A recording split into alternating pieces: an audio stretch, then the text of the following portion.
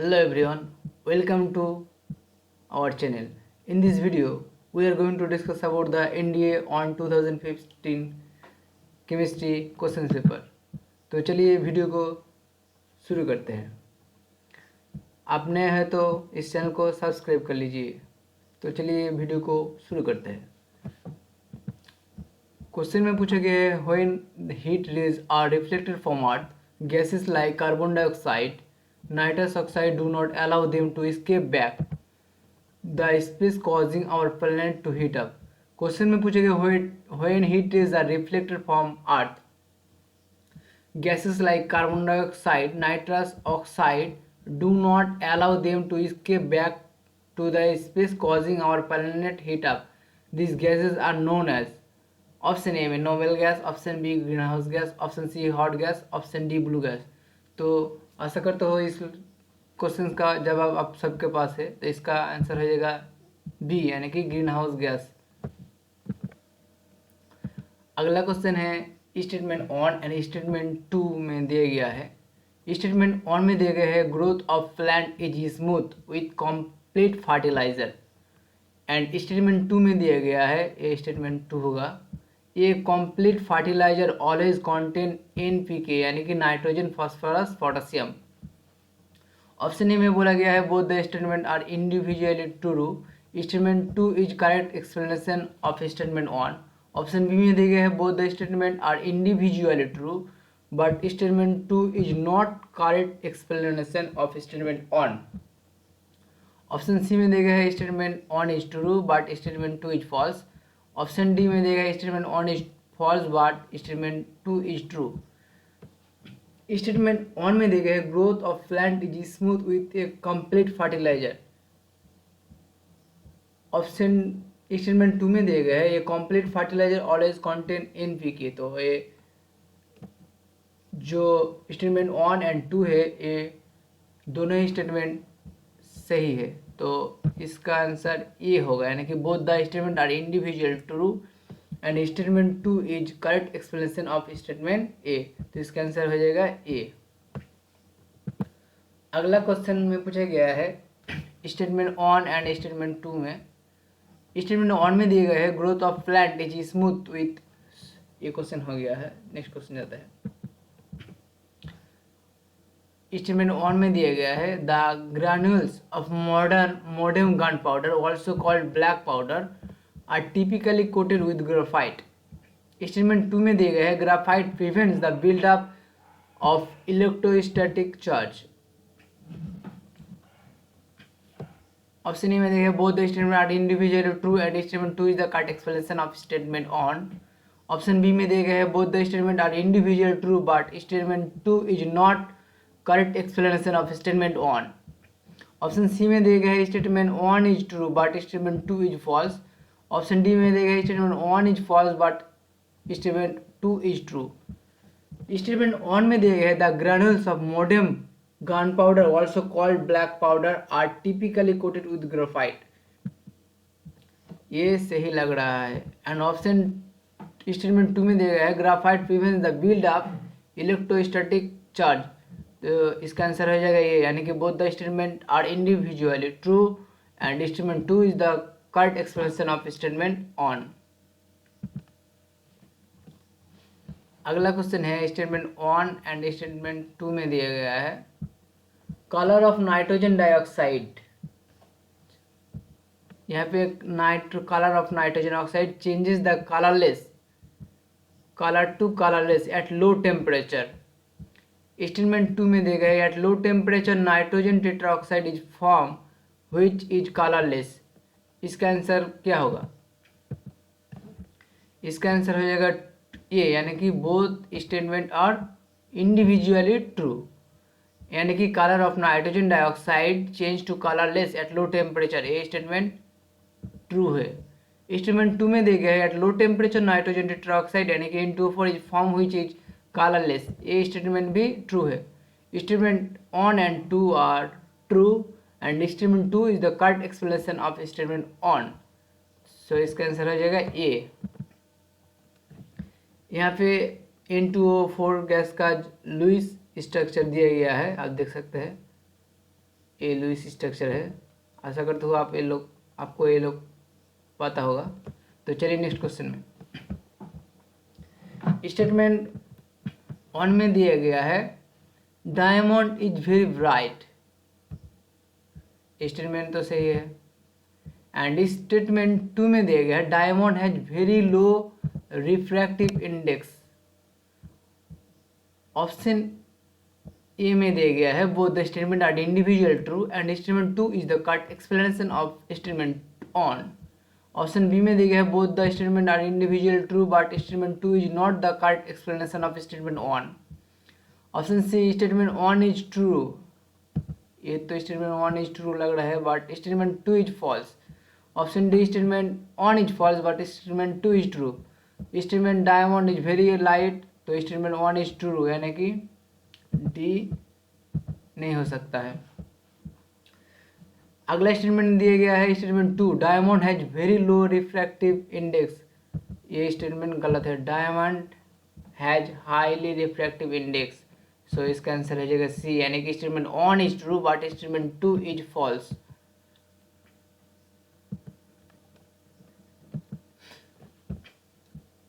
अगला क्वेश्चन है statement one में दिए गए oxygen gas is easily produce at faster rate by heating a mixer.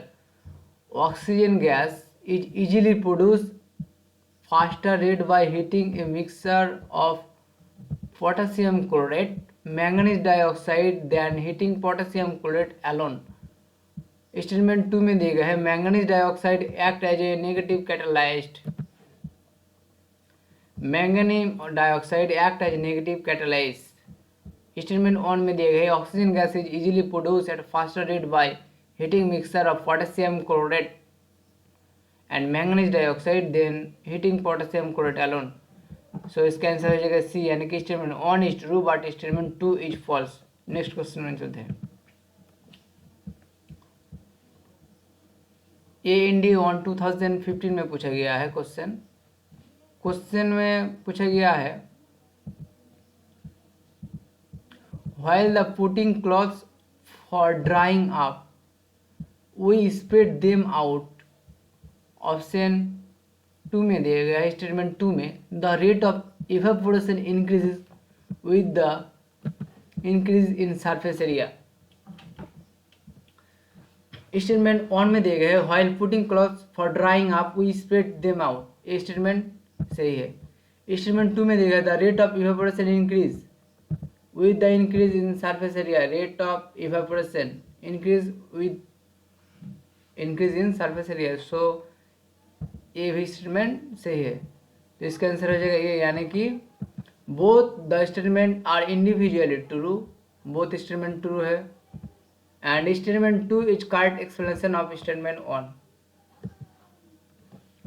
अगला क्वेश्चन है मैच लिस्ट वन से लिस्ट टू मैच करने गया पूछा गया है। यहाँ पे लिस्ट वन में यानी कि कंपाउंड का नाम दिया गया है यहाँ पे लिस्ट वन में आप देख सकते हैं एंड लिस्ट टू में दिया गया है एसिड का नेचर। यहाँ पे दिया गया है sodium hydroxide, calcium oxide, acetic acid, hydrochloric acid and यहाँ पे लिस्ट टू में दिया गया है strong acid, alkali, weak acid, sodium hydroxide, calcium oxide, acetic acid and hydrochloric acid. And list two में दिया गया है उस जो कंपाउंड का नेचर कैसा है, strong acid, alkali, weak acid and base. तो आपको जिस एग्जाम्पल को सहज लग रहा है आप पहले उसको उठा लीजिए। तो पहले आप हाइड्रोक्लोरिक एसिड उठा लीजिए। तो हाइड्रोक्लोरिक एसिड आप सभी लोग को पता है हाइड्रोक्लोरिक एसिड होता है स्ट्रॉन्ग एसिड, यानी कि हाइड्रोक्लोरिक एसिड वन के साथ मैच करता है। तो डी वन के साथ किस में मैच करता है, डी, यानी कि डी वन के साथ मैच करता है इस ए में एंड बी में। तो यहाँ पे सी एंड डी एलिमिनेट हो गया, तो इसको आप काट दीजिए। इस ए एंड बी से आंसर होगा। तो हाइड्रोक्लोरिक एसिड मैच करता है strong acid and acetic acid कैसे एसिडिक है, एसिटिक एसिड है वीक एसिड। सो सी मैच करता है तीन के साथ। तो आप देख सकते हैं यहाँ पे सी है और इस मैच करता है तीन के साथ, यानी कि B is the right answer. तो आपको ये चारों जो है वो आपको मैच नहीं करना नहीं करना आता है फिर भी इसका आंसर हो जाएगा, क्योंकि आप देख सकते हैं इस दोनों से आंसर आपका एलिमिनेट हो सकता है। सो ए नहीं होगा, इसका आंसर हो जाएगा बी। बाकी जो है सोडियम हाइड्रोक्साइड किसके साथ मैच करेगा, सोडियम हाइड्रोक्साइड इज एल्काली 2 के साथ मैच करेगा। एंड कैल्शियम ऑक्साइड बी, यानी कि कैल्शियम ऑक्साइड मैच करेगा 4 के साथ, यानी कि कैल्शियम ऑक्साइड इज बेस। तो इसका आंसर हो जाएगा बी आंसर 2431। एंड इसको पूछा गया है एनडीओ ऑन 2015 में। चलिए नेक्स्ट क्वेश्चन में। अगला क्वेश्चन है all life forms contain molecules life these are. Question में पूछे गए ऑल लाइफ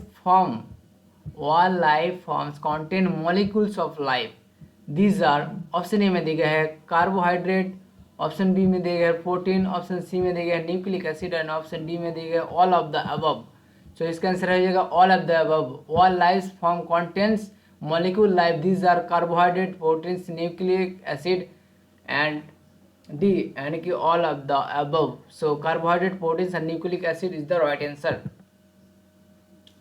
अगला क्वेश्चन है which one among the following is used making gunpowder. Question में पूछे गए हैं which one among the following is used in making gun powder. निम्न में से कौन सा जो आपको यहाँ पे दिया गया है वो गन पाउडर में यूज किया जाता है। आपके पास ऑप्शन ए में दिया गया है मैग्नीशियम सल्फेट, ऑप्शन बी में दिया गया है पोटेशियम नाइट्रेट, ऑप्शन सी में दिया गया sodium stearate and option D में दिया गया है कैल्शियम सल्फेट। तो इसका आंसर हो जाएगा बी, यानी कि potassium nitrate. Potassium nitrate is used in making gun powder. तो यहाँ पे देखिएगा the chemistry of gun powder, मैंने स्लाइड लगा दिया है।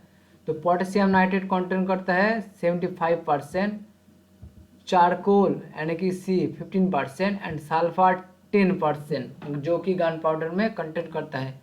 नेक्स्ट क्वेश्चन में चलते हैं। The cleaning action of soap and detergent in water is due to the formation of. Question में पूछा गया है the cleaning action of soap and detergent water is due to the formation of. Option A में दिया गया micelle, option B में दिया गया सॉल्ट और ऑप्शन सी में दिया गया बेस एंड ऑप्शन डी में दिया गया एसिड। तो इसका आंसर हो जाएगा ए, यानी कि मिसेल फॉर्मेशन।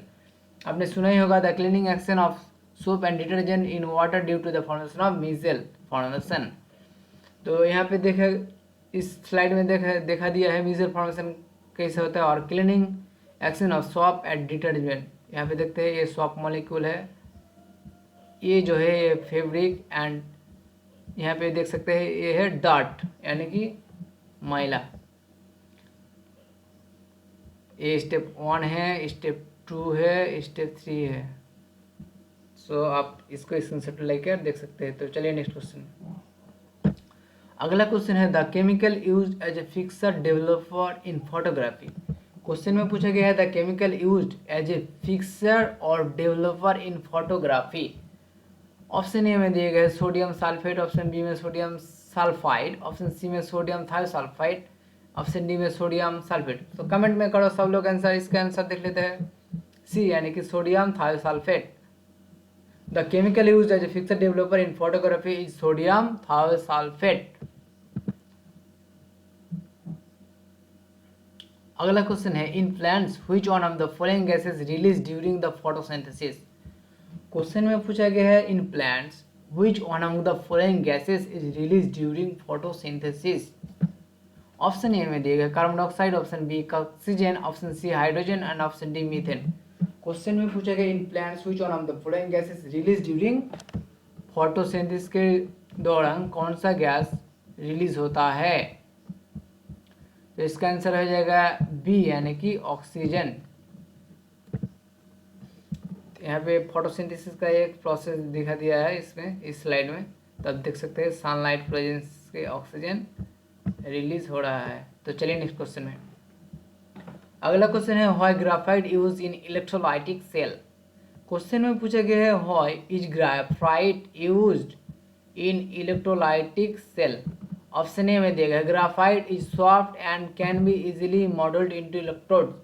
ऑप्शन बी में दिया गया graphite is made of layers of carbon atom which can slide option C में the graphite is inner to most chemical and remains intact electrolytic cell. Option D में देखा graphite is good conductor of electricity. तो यहाँ पे why graphite use in electrolytic cell, तो electrolytic cell use किए जाते हैं ऑलरेडी। इसका आंसर आपको पता ही है, ग्राफाइट इज गुड कंडक्टर, सो इसको इलेक्ट्रोलाइटिक सेल में यूज किया जाता है। अगला क्वेश्चन है, ए डीप सी ड्राइवर में hurt his ear drum during diving because of। A deep sea diver may hurt his ear drum during diving because of। Option A में दिए गया lack of oxygen, option C B high atmospheric pressure, option C में दिया गया है high water pressure, option D में दिया all of the above.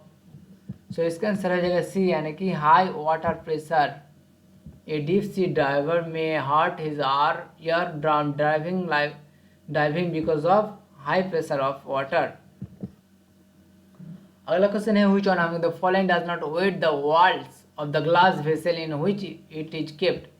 Question में पूछा गया following does not wet यानी कि भिजा नहीं सकता है walls of the glass vessel in which it is kept। सो इसका आंसर क्या होगा, ऑप्शन ए में देखिए water, option B alcohol, option C mercury, option D phenol. Question में पूछा गया which one among the following does not wet walls of the glass vessel in which it is kept। सो इसका answer हो जाएगा C, यानी कि mercury. यहाँ पे आप आंसर देख सकते हैं सी, एंड स्लाइड में दिया है Ag यानी कि मरकरी एंड H2 यानी कि वाटर। वाटर कॉनकेव यानी कि अवतल दर्पण, एंड यहाँ पे मरकरी कॉन्वेक्स यानी कि उत्तल दर्पण रूप में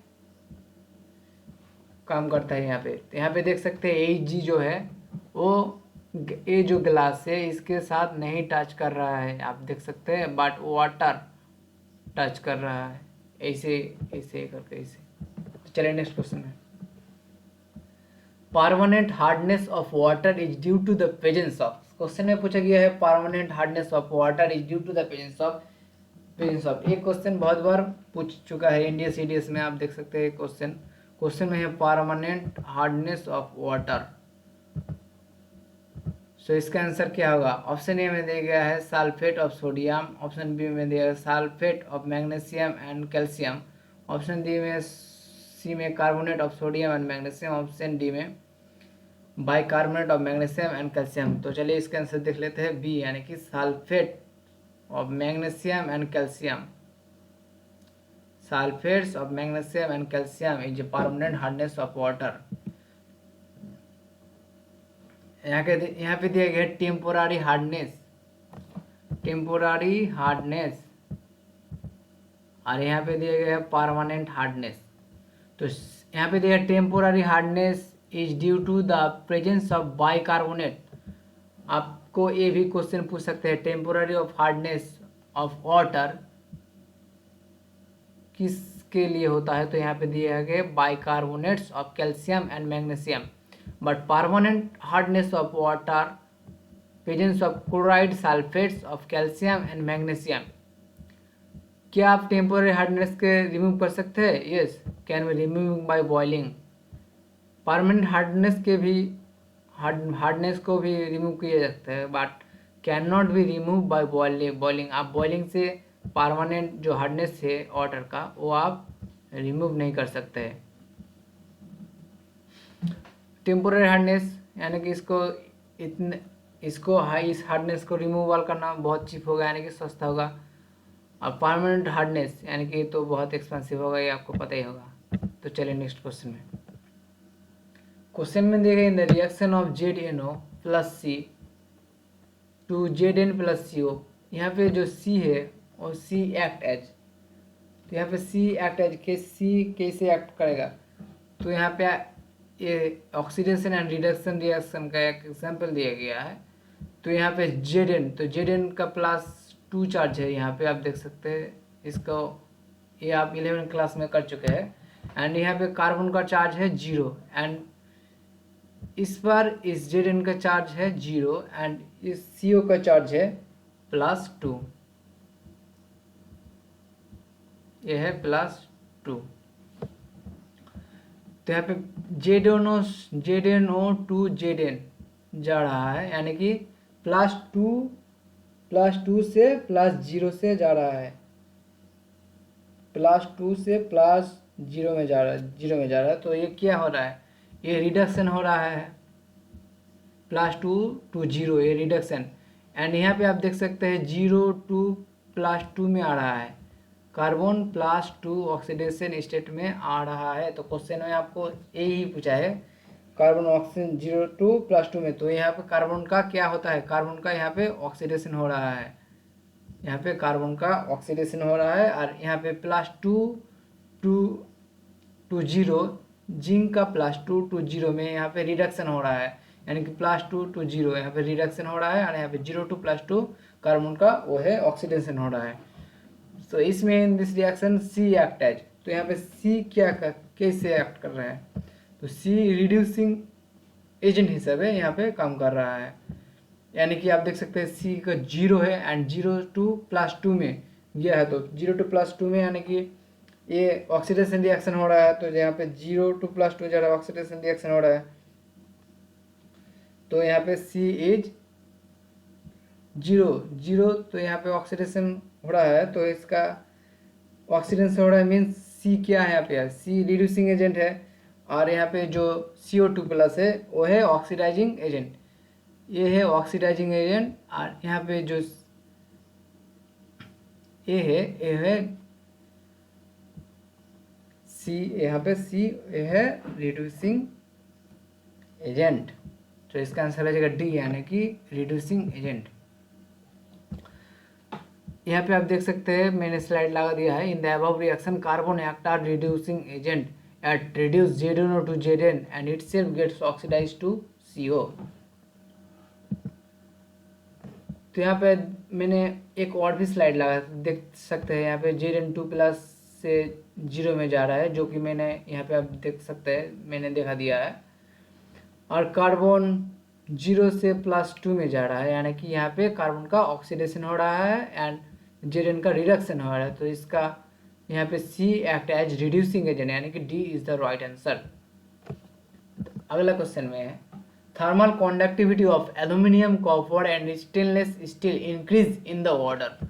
क्वेश्चन में पूछा गया है increasing order of aluminium, copper and stainless steel. यहाँ पे पूछा गया है थर्मल कंडक्टिविटी, इनमें से थर्मल कंडक्टिविटी के इंक्रीजिंग ऑर्डर में पूछा गया है। ऑप्शन ए में दिए गए हैं copper get less than aluminium less than stainless steel. Option B में दिए गए stainless steel less than aluminium less than copper. Option C में दिए गए aluminium less than copper less than stainless steel. Option D में दिए गए copper stainless steel and aluminium. तो कमेंट में करो इसका जवाब। तो इसका आंसर देख लेते हैं, इसका आंसर होगा बी, यानी कि इंक्रीजिंग ऑर्डर यहाँ पे पूछा गया है। तो stainless steel, aluminium and copper, the increasing order of thermal conductivity is the, इसका आंसर होगा B, stainless steel less than aluminium less than copper. Slide में आप देख सकते हैं the thermal conductivity of some materials at room temperature. सबसे ज़्यादा किसका है, डायमंड का है ज़्यादा थर्मल कंडक्टिविटी, उसके बाद है सिल्वर का, उसके बाद कॉपर का, उसके बाद gold, aluminium, iron, glass, bricks, water, wood, helium, air. यहाँ पे दिए गए है electrical resistivity and the thermal conductivity comparisons. यहाँ पे इलेक्ट्रिकल रेजिस्टिविटी दिया है एंड यहाँ पे थर्मल कंडक्टिविटी दिया गया है। तो यहाँ पे देखते हैं सिल्वर 1.55, इलेक्ट्रिक रेजिस्टिविटी 1.55। आप यहाँ पे देख सकते हैं इलेक्ट्रिक रेजिस्टिविटी, आप ऊपर से नीचे जाओगे तो इलेक्ट्रिक रेजिस्टिविटी बढ़ रहा है, यानी कि silver to copper, gold, aluminium में जाओगे तो इसका इलेक्ट्रिकल रेजिस्टिविटी बढ़ने लगेगा। और आप प्लैटिनम टू सिल्वर में जाओगे, यानी कि गोल्ड, कॉपर एंड सिल्वर में जाओगे, तो इसका थर्मल जो कंडक्टिविटी है वो बढ़ेगा एंड इलेक्ट्रिकल रेजिस्टिविटी वो घटेगा। आशा करता हूँ आपको ये याद हो गया। तो चलिए नेक्स्ट क्वेश्चन है। आज के लिए इतना ही, तो मिलते हैं नेक्स्ट क्लास में। तब तक के लिए जय हिंद।